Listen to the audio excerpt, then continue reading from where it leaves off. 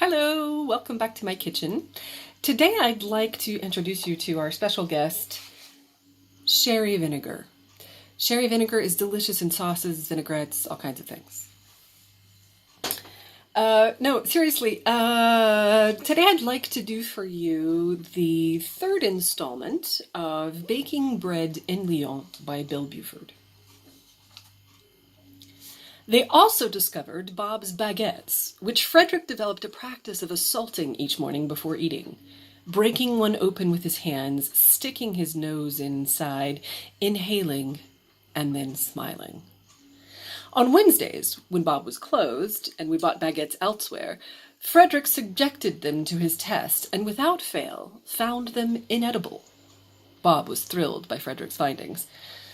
Bob's bread had an aromatic complexity, and it was long in flavor in ways that we'd never known before. We were at his boulangerie every day. Some days we went 3 times, which concerned him. "You've had enough bread today. Go home." We had been in Lyon a month when the evidence was inescapable. I couldn't find a restaurant to take me on.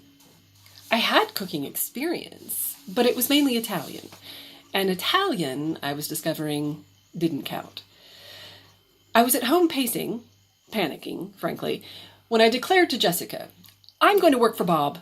In fact, I'm going to walk over there now and present myself." It was 8 in the evening, but I was pretty sure he'd be there. Bob was known for his extreme hours, his light on in the back when the rest of the quartier was dark, and he was there, but he was heading home for a nap. Bob knew why I was in Lyon. He also knew that I hadn't found a kitchen to work in. So when I made my proposal, straight out, "Bob, I've decided, on reflection, that I should start with you, in your boulangerie," he knew that he was my backup, that in effect, I was lying. "No," he said.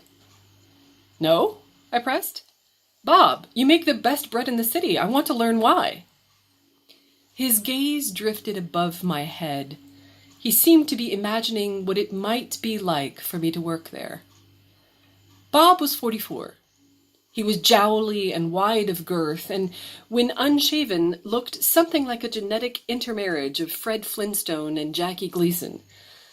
His hair was brownish and shaggy and usually matted with flour. There was flour in his beard and on his clogs, his sweater, and his trousers. He wore an apron, but it didn't help. Bathing was not a priority. He slept when he could and seemed to live by an internal clock set to an alarm that was always going off. Yeast, dough making, the unforgiving speed of a hot oven.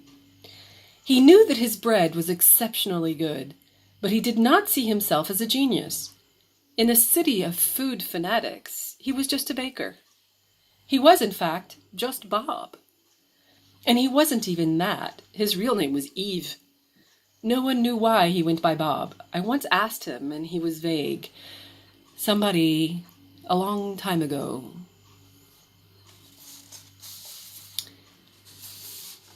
"Yes," he said slowly. "Oui." He actually seemed to be getting excited. I could see excitement in his fingers. They were drumming a counter. "Come. Work here. You will be welcome." "I will see you tomorrow," I thanked him. We shook hands. I made to leave. "You live across the street, right? You can stop by any time. If you can't sleep, come over. At 3 in the morning, I'll be here." I thought, if I can't sleep at 3 in the morning, I don't go for walks. But I understood the message. Bob was making himself available. "I'll be your friend," he was saying.